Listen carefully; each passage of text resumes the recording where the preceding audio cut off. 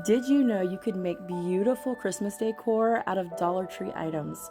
I'm using a wood cutout from the Christmas craft section of Dollar Tree and a wall tile that is plastic, but it looks metal, kind of from the hardware section at the Dollar Tree. I'm going to trim this out, making sure it's very centered, and cut it to match the shape of the Christmas tree. When you're cutting it out, just make sure that it's not too small and it's not way too big, because both of those can cause some issues in your design. Then I'm going to use a razor kind of a razor blade to trim out this middle section. It's going to become a window for a beautiful antique Santa design that I'm going to put in the tree in just a little bit. So as you're cutting this out, just make sure you have a really steady hand and don't cut it all directly out at the same time, because if you leave little pieces here and there, it helps keep it stationary and not flop around while you're trying to cut. So there's that beautiful Santa that I was talking about earlier. Printed it on regular printer paper, but I did make sure to print it in a high quality print from my LaserJet printer using the highest DPI that I could. And that makes sure that the color is really, really saturated.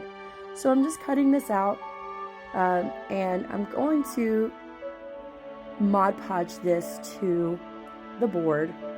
I'm just using regular matte Mod Podge, very thin, even coat, and then I'm going to make sure that it dries really, really well before I place it back on the board. Use some parchment paper in my mini press to reactivate that glue and really seal it down to the board. Does it really matter what it looks like around the edges, because it will be covered in just a minute. I'm using Waverly chalk paint in the color Plaster, and I'm going to give it two really good coats. You'll only see one on camera.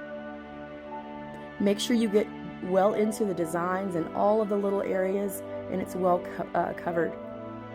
Then I'm going to use my favorite Ryobi hot glue gun and make sure that all the tips and little edges are really, really sealed down well.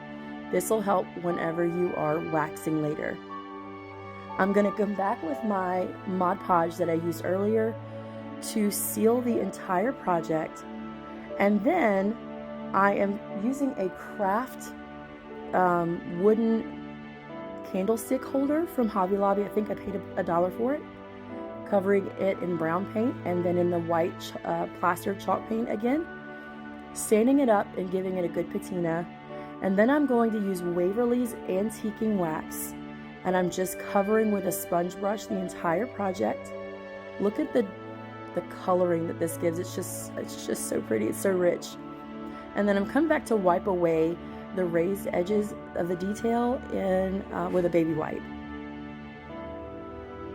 Doing the same thing to the candlestick, because this is all going to be one piece in just a little bit. So I want to make sure that the aesthetic matches. And then, I don't know if you saw or not, but I did saw, my husband actually did this. He used his saw to cut a notch into the candlestick, so that helps it to sit securely.